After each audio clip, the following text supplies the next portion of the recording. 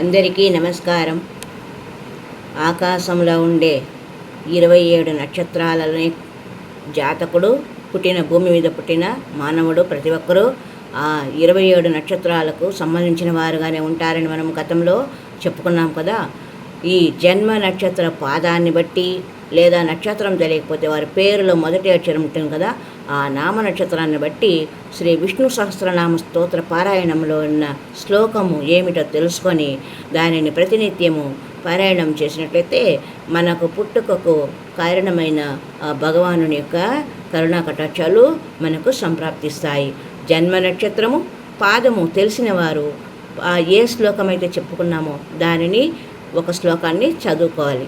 అలా తెలియని వారు నామ నక్షత్రాన్ని బట్టి ఆ 4 శ్లోకాలను 108 సార్లు, ఏదైనా ఒక శ్లోకం ఉందనుకోండి, ఒక నక్షత్రానికి కానీ నక్షత్రం పేరు తెలిస్తే నక్షత్రం ఆ నక్షత్రానికి సంబంధించిన వారు, లేదా ఒక పేరు ఉంటుంది కదా, ఆ పేరులో ఉన్న మొదటి అక్షరం ఏదంటే దాని ప్రకారమైన వారికి చెప్పబడినటువంటి ఆ శ్లోకాన్ని ప్రతిరోజు 108 సార్లు పారాయణం చేయాలి. ఇది పెద్దలు చెప్పిన మాట.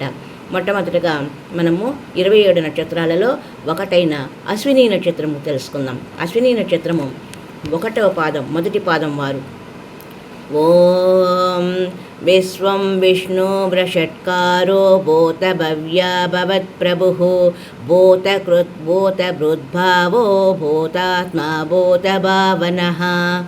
ఇక అశ్విని నక్షత్రం 2వ పాదం ఉన్నవాడైతే భూతాత్మా పరమాత్మా చ ముక్తానాం పరమాగతిః అవ్యయః పురుషः సాక్షి క్షేత్రజ్ఞో అక్షర ఏవ చ.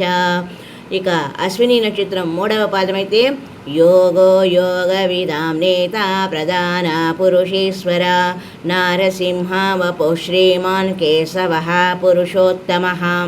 ఇక అశ్విని నక్షత్రం 4వ పాదము సంభవో భావనో భర్తః సర్వశివస్థాణుః భూతాదిన్నిధిరవ్యయః సంభవో భావనో భర్త ప్రభవః ప్రభురీశ్వరః అని చెప్పుకొని చివరగా అచ్యుతానంద గోవింద అని చెప్పుకోవాలి. ఇది అశ్విని నక్షత్రంలో ఉన్న మొదటి 4 నక్షత్రాలు, 4 శ్లోకాలు, 1 నుండి 4 శ్లోకాలు, 4 పాదాల వారు ఒక్కొక్కరు ఒక్కొక్క శ్లోకాన్ని, ఒక అశ్విని 1 పాదం అయితే 108 సార్లు విశ్వం విష్ణు షట్కారో అనే శ్లోకాన్ని పఠించాలి. ఇలా అశ్విని నక్షత్రము 4 శ్లోకాలను ఆయా పాదాలు ఏదో తెలుసుకొని దాన్ని బట్టి ఆ శ్లోకాన్ని 108 సార్లు పారాయణం చేయాలి. ఇది విష్ణు సహస్రనామ స్తోత్రానికి ఉన్న మహిమ.